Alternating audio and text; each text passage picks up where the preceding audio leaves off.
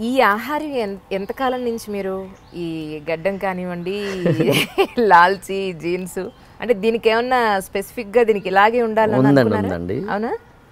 2003 June 24 నుంచి నేను ఇదే డ్రెస్ వేస్తున్నాను. ఇదే డ్రెస్ అంటే ఉతకండి వేస్తున్నాను కాదు.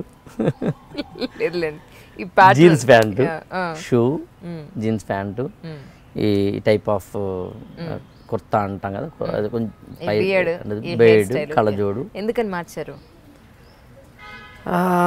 ఒక దీక్ష తీసినాను ఆ రోజు నుంచి నేను ఒక దీక్ష, కసి.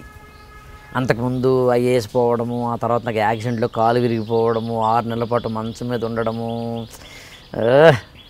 చెరుకు గెడని మిషన్లో పెట్టి నలిపితే ఉంటుంది కదా, అలా నలిపేసింది ఒక 2-3 ఏళ్ల పాటు లైఫ్. మనకన్నా ఎక్కువ కష్టాలు ఉన్నారండి, అది వేరే విషయం. నా కష్టాలు నేను చెప్తాను. ఏదో కసితోటి దీక్ష తీసినాను నేను.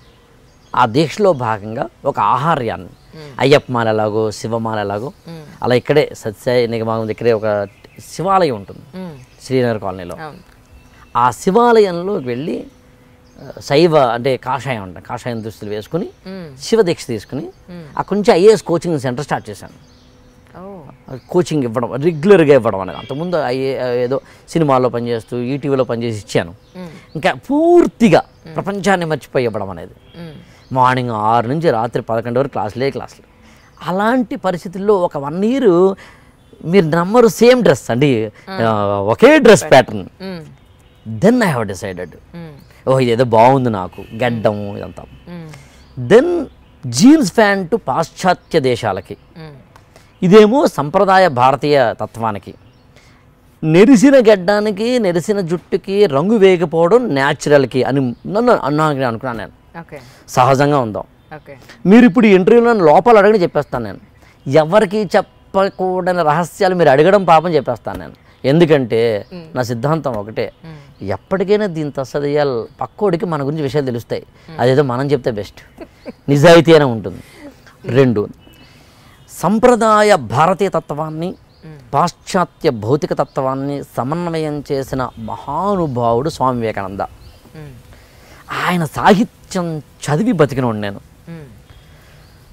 ఇంటర్మీడియట్ 2nd year వరకు మార్క్సిజాన్ని చదువుకుని నెక్స్ట్లైట్లో కలిసిపోవాలనుకున్నాను నేను. అనుకోవడం ఏంటి, నెక్స్ట్లైట్లో కలిసిపోవడం కావాల్సిన ఏర్పాట్లు నేను చేసుకున్నాను యాక్చువల్ నేను. అంటే మార్క్సిజం చదివాను. Up to intermediate 2nd year నా జీవితంలో కమ్యూనిస్ట్ ఐడియాలజీ, అందులో నాకు కమ్యూనిజం మీద చాలా ఉన్నాయి ఫ్లేవర్స్ మీలో. కమ్యూనిజం భలే చెప్తాను యాక్చువల్గా నేను. గత్తార్కి భౌతికవాదం కానీ, చారిత్రక భౌతికవాదం కానీ, కార్ల్ మార్క్స్ కానీ, ఎమ్మెల్యే బర్న్స్ పుస్తకాలు కానీ, ఖమ్మంపాటి సత్యనారాయణ గారి పుస్తకాలు కానీ అలవోకగా చెప్తాను. ఇప్పటికీ నేను కమ్యూనిస్టు వాళ్ళ పార్టీ వాళ్ళకి సంబంధించిన వాటిలో క్లాసులు తీసుకుంటాను నేను, కమ్యూనిజానికి సంబంధించి. డిగ్రీ ఫస్ట్ ఇయర్ వచ్చేసరికి పూర్తి ఆపోజిట్. స్వామి వివేకానంద, భారతీయ తత్వము, వేదాంతము, ఉపనిషత్తులట, వేదాలట, ఆర్ఎస్ఎస్ ఐడియాలజీ తోటి కొన్ని పుస్తకాలు ఇవి చదవడం మొదలుపెట్టా. అందులో నాకు అడ్వాంటేజ్ ఏమైందంటే, నాకు 2 తెలిసినాయి. అసలు పెళ్లి కాని అమ్మాయికి పెళ్లి గురించి తెలియదండి. అవును. పెళ్ళయి హాయిగా సుఖవంతమైన అమ్మాయికి సంసారంలో బాధలు తెలియవండి. పెళ్ళయి 10 ఏళ్ళు కాపురం చేసి మొగుడుతోటో లేదా పెళ్ళంతో ఇబ్బందులు ఉన్న ఆవిడికి అసలు విషయం తెలుస్తుందండి. ఇంతే. వాళ్ళు మాత్రమే సంసారం గురించి మాట్లాడగలరండి. మీరు ఏదైనా అనుకోండి. 100% కరెక్ట్. పెళ్లి కాని అమ్మాయికి సంసారం గురించి ఏం మాట్లాడుతుందండి? ఆమెకేం తెలుస్తుంది? పెళ్ళైన ఆవిడికి హాయిగా సంసారం ఉండి చక్కగా మొగుడు ఈవినింగ్ 6 కల్లా ఇంటికి వచ్చేస్తాడట, చక్కగా ఇంటింటి రాముడట, హాయిగా. ఆవిడకేం తెలుస్తుందండి? బాధలు ఎవరు తెలుస్తాయండి? 10 ఏళ్ళు కాపురం చేసిన తర్వాత, 15 ఏళ్ళు కాపురం చేసిన తర్వాత భర్తతోటో భార్యతోటో, నేను 5 అయితే వాళ్ళ తెలుస్తున్నాను. అలా నాకు మార్క్సిజం తెలిసింది, ఇది తెలిసింది. మీకు అన్నీ తెలిసే. పుస్తకం చెప్పండి, మీరు చదవని పుస్తకం చెప్పండి. అసలు చాలా ఉన్నాయండి, అన్ని తత్వాలు చదివి. రీసెంట్గా నేను మా స్టూడెంట్ అమెరికా నుంచి, ఆమె పేరు ఐశ్వర్య, వస్తూ గురువు గారు మీకు ఏం కావాలి అంటే 20 పుస్తకాల లిస్ట్ పంపించా. 20 తెచ్చింది ఆ అమ్మాయి. అందులో ఒక పుస్తకం దొరకలేదు గురువు గారు అని చెప్పి. 40 ఏళ్లకే మీకు శిష్యులు చాలా మంది. అది దేవుడి దయ్యండి. యాక్చువల్గా ఈ ఇంటర్వ్యూని కూడా నేను, నా దగ్గర ఇంతవరకు చదువుకున్న శిష్యులు, స్టూడెంట్స్ 40,000 మంది ప్రత్యక్షంగా ఉంటారు. క్లాసుల్లో కూర్చుని నా నోట్స్ రాసుకున్నవాడు 40,000 మంది ఖచ్చితంగా ఉంటారు. వాళ్ళందరికీ వాళ్ళలో కొంతమంది ఐఏఎస్లు, ఐపీఎస్లు, ఐఆర్ఎస్లు, గ్రూప్ 1, గ్రూప్ 2, డిఎస్సి అట టీచర్సు, జేఎల్స్, ఏదో జాబు, ఆ జాబు, ప్రైవేట్ జాబు, అమెరికా వెళ్ళిన వాళ్ళు, ఇవాళ కార్పొరేట్ సెక్టార్లో ఉన్నవాళ్ళు, సినిమాల్లో ఉన్నవాళ్ళు, అన్నిటికన్నా మించి రాజకీయాల్లో ఉన్నవాళ్ళు, రేపు మాపై ఎమ్మెల్యేలు కాబోతున్న వాళ్ళు, ఇంత ఏదైతే ఉందో నా ఇవాళ ఇంటర్వ్యూ వాళ్ళందరికీ అంకితం అండి. అంతే. నా స్టూడెంట్స్ అందరికీ అంకితం. ఎందుకంటే వాళ్ళు నన్ను మార్చారండి. నా వల్ల వాళ్ళు బాగుపడ్డారు లేదు నాకు తెలియదు, కానీ వాళ్ళ వల్ల మీరు బాగుపడ్డారు. ఎందుకో చెప్తాను మీకు. ప్రతి బ్యాచ్ అయిపోయిన తర్వాత చివరిలో నేను సమీక్షా పత్రం ఒకటి ఇస్తా. అందులో వాళ్ళ పేర్లు రాయకూడదు, వాళ్ళ ఫోన్ నెంబర్లు రాయకూడదు, నాలో లోపాలు చెప్పాలి, పాజిటివ్ కూడా చెప్పద్దు. నేను ఏ చాప్టర్ తప్పు చెప్పాను అని చాప్టర్ లిస్ట్ ఇస్తా. ఇంక తర్వాత కింద నా హావభావాల మీద అంటే కేటగిరీ చేస్తా. నేను వేసిన జోక్స్ తప్ప ఒప్ప, లేకపోతే నేను క్లాస్ చెప్తూ బయట ప్రపంచం మాట్లాడతా. క్లాస్ చెప్తూ టీచర్స్ లో అది ఎక్కడ కనపట్లేదు. అవునండి, నిజంగా అవునండి. నేను ఇవాళ ఇలా ఉన్నానంటే కారణం అండి, చాలా ప్రౌడ్గా ఫీల్ అవ్వాల్సిన సందర్భం. ఎందుకంటే మన పుస్తకాల్లో ఉండేది జీవితంలో చాలా తక్కువ ఉంటుంది. అవును.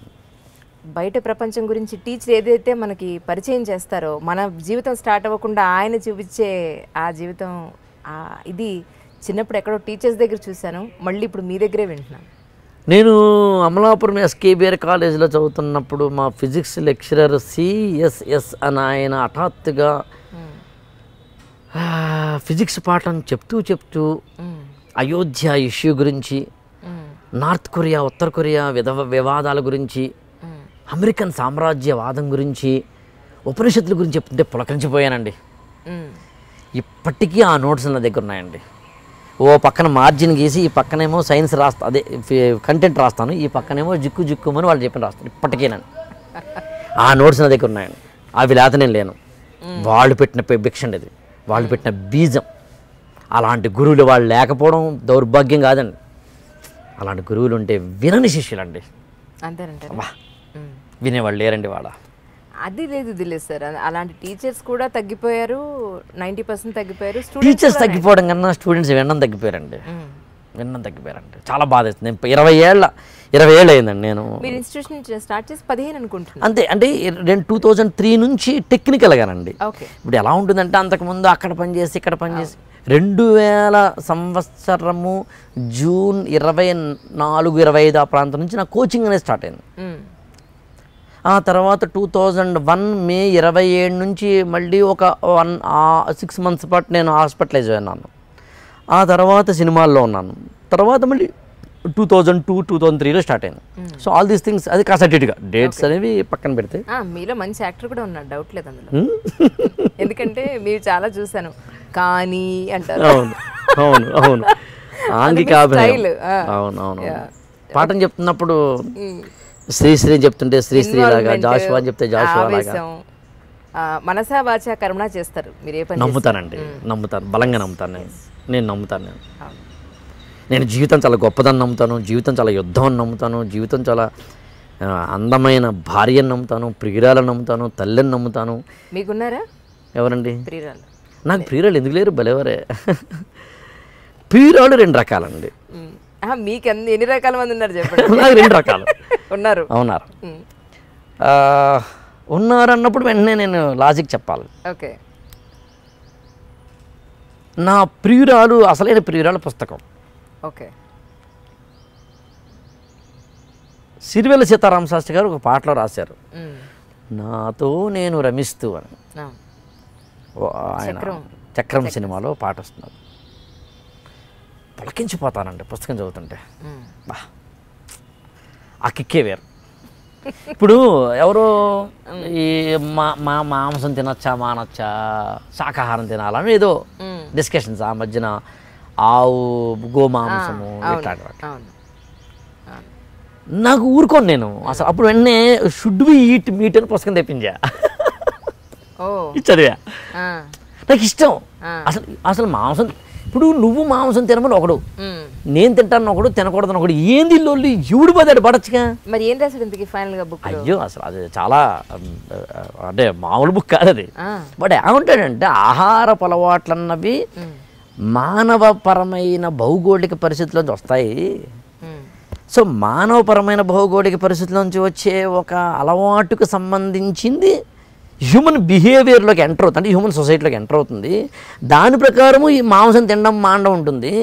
మాంసం తినడం తప్పు అని చెప్పే ఒకానొక పరిస్థితి ఛాందసవాదము తప్పే. మాంసం తింటే చాలా రౌద్రంగా అయిపోయి లేకపోతే కనుక అది తప్పే, ఇది కాదు. నీ యొక్క ఎన్వైరన్మెంట్ని బట్టి నీకు ఒక మాంసం తినే లేదా శాకాహారం తినే ఒక అలవాటు ఉంటుంది అనేది యాక్చువల్గా చెప్తున్నారు. అంటే ఇక్కడ మన డిస్కషన్ మీకు ఓకే అంటే నేను మొత్తం వాళ్ళ మాంసం చెప్పచ్చు, కానీ టైం వేస్ట్ అవుతుంది. That is the only reason. ఎప్పుడైనా కావాలంటే ప్రత్యేకంగా దాని మీద ఎపిసోడ్ పెట్టుకుని వెబ్ సిరీస్ పెట్టుకోవాలి. ఆ మాటకు వస్తే కులాలు ఎలా పుట్టాయి, మానవుడికి సంబంధించిన ఆహారపు అలవాట్లు ఎలా పుట్టాయి, పెళ్ళి అనేది ఎలా పుట్టింది, సొసైటీలో కుటుంబం వ్యవస్థ ఎలా పుట్టింది, అంటే ఆహార్యం అంటే నా దుస్తులు వేషధారణ ఎలా పుట్టింది, ఇవన్నీ ఆంథ్రోపాలజీ చెప్తున్నాను, సోషియాలజీ చెప్తున్నాను. అవి చదవరు వెళ్ళు, అవి చదివితే అర్థమవుతుంది.